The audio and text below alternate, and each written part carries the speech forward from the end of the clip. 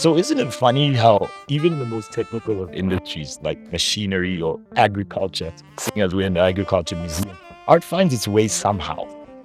Yes, I mean, it's very interesting. Everything around us is art, I mean, take a look at this. Obviously, somebody sat and they thought about what can I do, this is a war machine. What can I do, to be able to shoot or to be able to kill an enemy? Everything is artistic.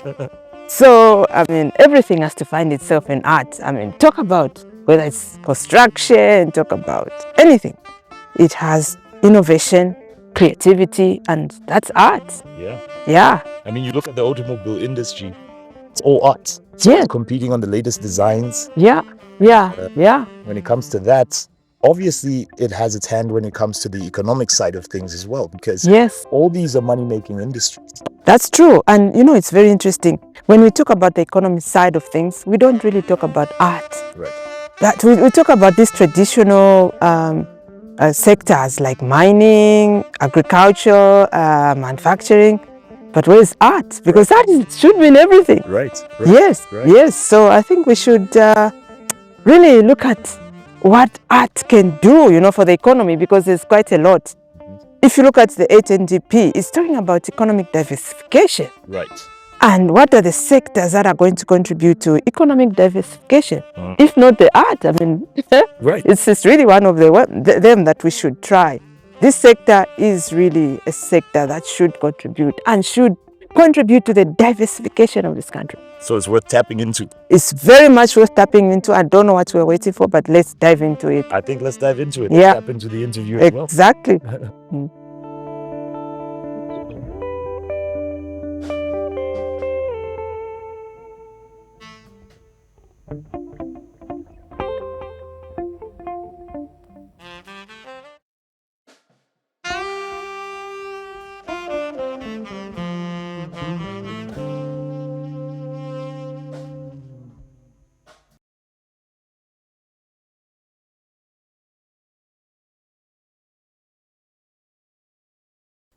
Hello and welcome to the first in our series of Connect for Culture Africa Zambia, a series that looks at the creative and cultural industries, the economic opportunities that are actually in front of not just the industry but also the individuals, as we sit down with advocates as well as practitioners in these industries and policymakers.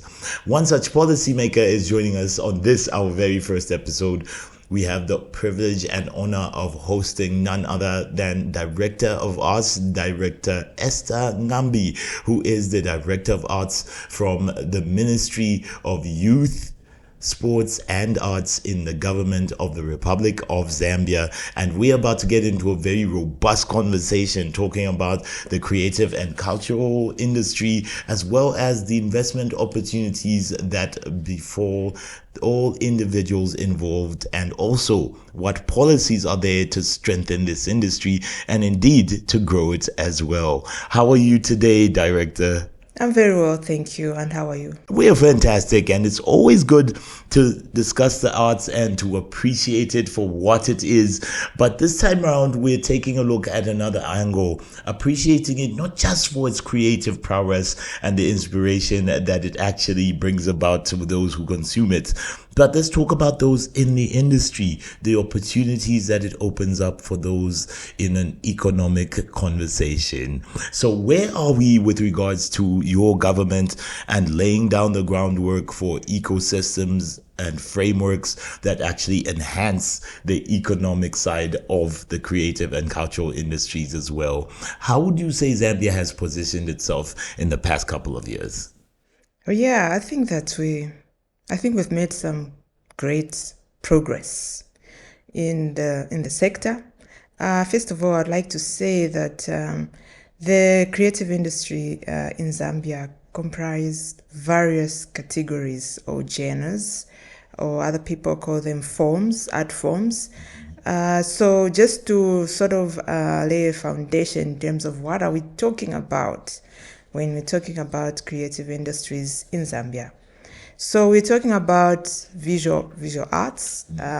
Where we're seated here, this is like an art space. You can see a lot of visuals here. So the paintings, the traditional crafts, those fall under the visuals. Then also film, audiovisual, digital, that is also creative arts. If we talk about performing arts, music, comedy, theater, and the like, fashion design, literary arts, this is creative writing, such as poetry, storytelling. So these are some of the art forms or art genres that we're talking about. And so we started the department in 2022. And this is the first time, by the way, that we're having an arts department. It was combined with the Department of Culture, and so it was called the Department of Arts and Culture. And so now with the ministry responsible for youth, sport and arts, we are now a department. Okay. And so the first thing that we did was, okay, how is this sector structured? So we looked at the structure, and we didn't seem to see a structure that can really thrive in terms of contributing to economic development. Right. There was no policy to be able to then usher in the legal framework. Okay. Yeah, as you are aware, the legal framework, the National Arts Council Act, was done in 1994. Then the other one that deals with film was done in 1929. And these have been like that. There were attempts, but because the National Arts Council didn't have a policy. Okay. So it wasn't backed by any policy. Right. And so the first thing was, okay, what do we do? What do we do for us to start, reviewing this legal framework, repeating and replacing them? Yes. And so we had to start with the policy itself. Right. So we started with the National Arts Policy, and it was a consultative process. Right. And we were able to have it approved and launched on the 16th of March 2024 last year. And so we have the policies in place now. Right. And now what we're doing is to review the acts. Yes, so now we're reviewing the acts. Yes. Seeing what, because these are very, very old, Yes. very 1929. Right. I don't think your grandfather was born. Come on, Chichi. I was merely a thought. Yeah, maybe not even a thought yet, because 1929, not even independence. Yeah. So we are looking at now what are the trends that have come about. Right. Like digital forms. Yeah. There's so much that's happening in social media platform and Right. things like that contribute to the arts. Yes. Yeah, and so we have to make this sector to thrive by, first of all, looking at what is it in the legal framework that is a rigidity or hinders the sector not to thrive. The issues of tax incentives, for instance, the issues of making the National Arts Council to be more like a business, to be more, the traditional way of art. The National Arts Council has not really helped over the years, but we now need to have a council that will be able to attract business, the arts as a business, so that then we can contribute to the economy. So we are you looking started at using that as probably the most immediate case study is an institution like the National Arts Council to then prove the case that this sector is indeed worth investing in. Yes. So we would like to really prove, but how do we do that? First, we need to have the environment that is friendly to the sector, right, as well as making the sector being able to thrive. Yes. Removing the rigidities and putting in place the legal framework that will make sure that this sector thrives. The issues of making Zambia as a film destination, for instance. Yes. And how do we do that? Yes. Let's look at the legal framework. What can attract investment? Because we need to attract investment. Yeah. Yes. Yeah. These are very interesting conversations to have happen in real time and to have happen right before our eyes. It does sound like we're in the brink of a precipice of great things when it comes to the unlocking the opportunities. So how do you take into account the stakeholders in such a robust conversation? Yeah, well, the arts without stakeholders, I think you can thrive. Alone, as a sector, there's no way you can thrive. I mean, stakeholders are very, very key. We need private sector involvement. We haven't had over maybe the last since Zambia, since independence, not so much investment into the sector. Okay. But I think that's why we've put in those policies. And now we can see that there's a lot of investment coming up. Great. And so we need everybody. We need private sector to come on board. We Lovely. need civil society. Lovely. PAGS, for instance, we're working with PAGS, and Yes. PAGS is an awesome civil society and dealing with the issues of creative arts and creative industries. So we need all the stakeholders that we can get. Artists themselves, Yes. they are very key stakeholders to their own industry. Yeah, so stakeholder collaboration, very, very key, very key, Chi. Very, very key. Okay. So the doors are open for contributions as well as stakeholder engagements. How does one, for example, get involved in the conversation or even monitor the conversation, seeing as we are at different stages of developing these frameworks as well?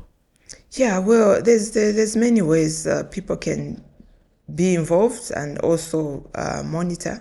There are platforms that are available. I'll just give an example. The ministry itself has platforms, even the ministry's web, the National Arts Council's website. Even PAGs do report about Yes. what's happening in the sector. Yes. So, the media. So people should just look out. For instance, now that we are drafting the acts, we will be sharing a lot of these on different platforms so that we can get input, from stakeholders, and we want people to be involved, in this process, so that Yes. the legal framework that we have should really stand the test of time. Fantastic.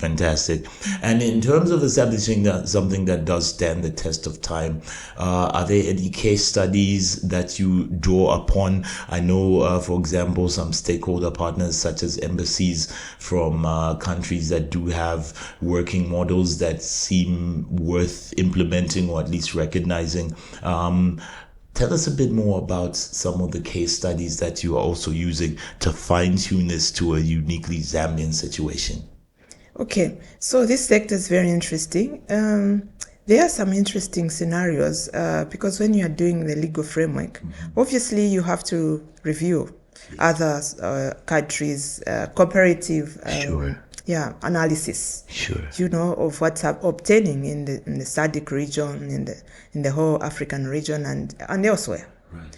Yeah, so it's interesting that some countries have national arts councils, others don't have national arts councils, others have creative industry councils or creative economy, like Britain, for instance, is creative UK, creative Britain. Kenya has also is a case in point, and also the neighbors here, Tanzania. Tanzania also, I think, I've started something that is very interesting. So we are looking at different countries. Nigeria. Yes. So with all this comparative analysis, we now try to, what is the best practice? Right. That we should incorporate. Fantastic. We are learning from some countries who were ahead of us, and we want to incorporate something that even other countries will still come here and say, Yes, let's learn yes. from Zambia. How did Yes. you do it?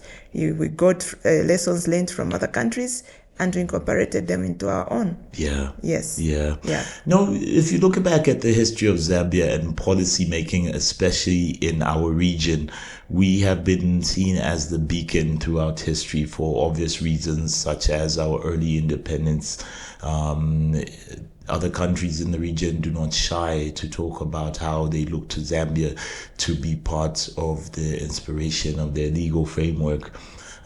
It would be great to see us engage on this platform and this opportunity in the arts with sort of the same vigor as we have done historically as well. So, what are some of the things uniquely positioning Zambia to take lead in such conversation, first of all, for its own people and possibly for the region as well? Well, we do have a good government in place. I think we can see that there's a lot of political will. Okay. Yes, to be able to push things and do things. We also, through the acts and the laws that we're trying to do, we want to create a system, a coordination mechanism that can be able to be structured, because at the end of the day, we need structure that will be able to implement these policies, because as you know, as you have rightly pointed out, sometimes we create we in Zambia we don't have a problem with development of policies, but sometimes it's the implementation. So if you don't have a structure and a strategy to implement something, then it becomes a challenge. So I think that's what we want to do. We want to see a structure. That's why if you have seen, of late, we have been encouraging our artists to affiliate to associations, so that then everything is implemented in a coordinated manner through the associations. National Council is there, the associations are there, the ministry, and so we would like this sector to be coordinated so that even implementation will be easy. I mean, if you're implementing your own things out there without formalizing, that becomes very difficult. Then the system will not be able to function properly. Okay, or assist your efforts for that matter. All right. So to the individual that is thinking of joining the creative sector, to various forms of art, we did also touch on digital as well, which is a growing one because, of course, the barriers to entry have been lowered by technology for online content creators. But any form of artist at all who is saying, I'm thinking of pursuing this, are there policies in my favor? Are they going to protect me should I choose to invest my personal time and effort in this? What's your message to that individual? I think that policies and legal framework are meant to protect everyone and anyone, and no one's above the law. Everybody must be protected, and that's why these policies must be there. It's just to protect people. And so if there's someone who's thinking about, should I register with this association? Should I go to National Council? I would say go for it. Okay. Go to National Council, go to the association, and that is the only way you'll be protected. Because when you're on your own there, something happens to you, nobody will be able to account for you. Nobody will be able to stand up for you. So you are on your own. So please come on board. Let's work together. Okay. Yeah. Great. And before we wrap it up, one of the things we're going to take a look at in the next few episodes is we're going to have individuals who are contributing to the creative industry also guide us through what they have experienced so far and the ideal situation that they would like to see themselves operate in as creatives in Zambia. How would you describe the ideal situation for a creative operating in Zambia? Okay, great. The ideal situation. Okay, so according to my perspective, I think that the ideal situation is if you're an individual out there, first of all, register, formalize. If you're not formalized, formalize. Belong to an association. Register with NAPSA. Have your social security system in place. There's already a platform that's in place, so that you can be protected. Whenever you have a gig, at least you can be able to, pay off your social security. And then there are times when you don't have a gig. Yes. In those times, you will need your social security. Yes. So formalize, do all your formalization. ZRA issues, be clear on those as well, and you'll be good to go. Yes. Yeah. Yes. And it's comforting to know that in the arts that there is the right backing that is available for individuals even as early as now, even though we aim to improve the framework and to grow the sector as well. But there are things we can start with right now as artists today that do protect us, isn't it? Yes. Yeah. So today there are things you can start. In fact, you don't have to start big.